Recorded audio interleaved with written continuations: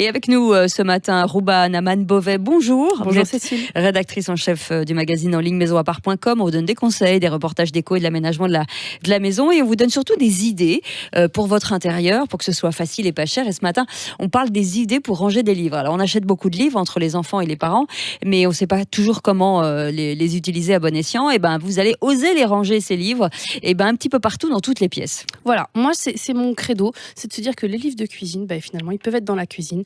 Les livres sur la thématique du bien-être, ils peuvent être dans la salle de bain. Les petits romans qu'on lit dans le lit, ils sont dans la chambre. Et les beaux livres dans le salon. Et puis il y a les petits livres de toilette aussi. Exactement, exactement. Donc pourquoi pas créer un petit rangement adapté à la place qu'on a pour ces livres-là, comme ça on les a sous la main. Je trouve ça plutôt malin, plutôt qu'une grande bibliothèque. Et l'intérêt, c'est aussi d'utiliser, d'optimiser le moindre espace. Exactement. Vous avez par exemple un dressing. Je parle en connaissance de cause. J'ai un petit espace entre mon mur et mon dressing où je ne peux rien mettre parce que j'ai une prise électrique. Ah ouais, voilà. Bien, je suis venue créer une petite bibliothèque simplement avec des étagères.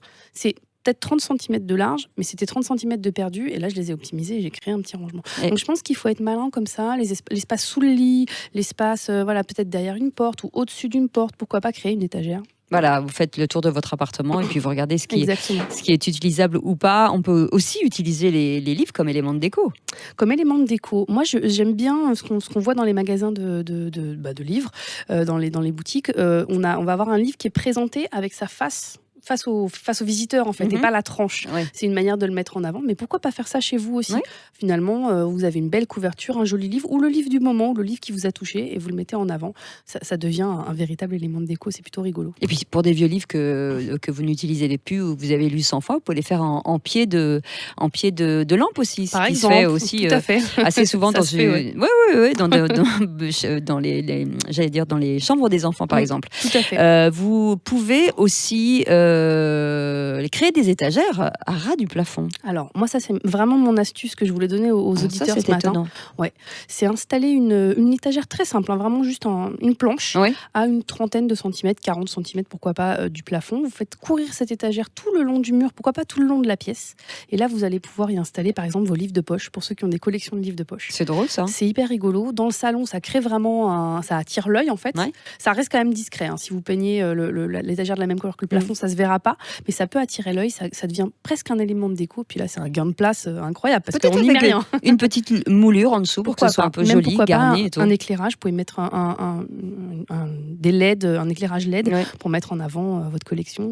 Après, il ne faut pas l'oublier. Qu'est-ce que j'ai fait de mon livre ? Ah oui, il est là-haut, c'est vrai. Il faut prévoir l'escabeau. C'est ça.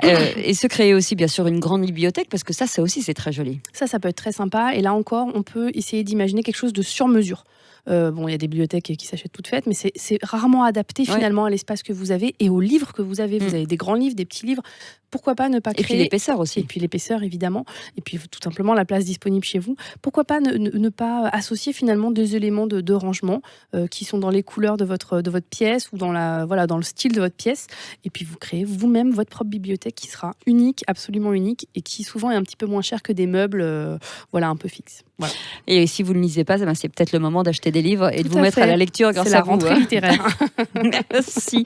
Rouba Naman-Beauvais, vous êtes rédactrice en chef des magazines en ligne. On retrouve bien sûr cette chronique sur maisonapart.com, des conseils, des reportages déco. Vous allez voir, il se passe plein de trucs. Allez chercher, mettez des mots-clés. Vous allez voir, vous allez tomber sur plein d'astuces.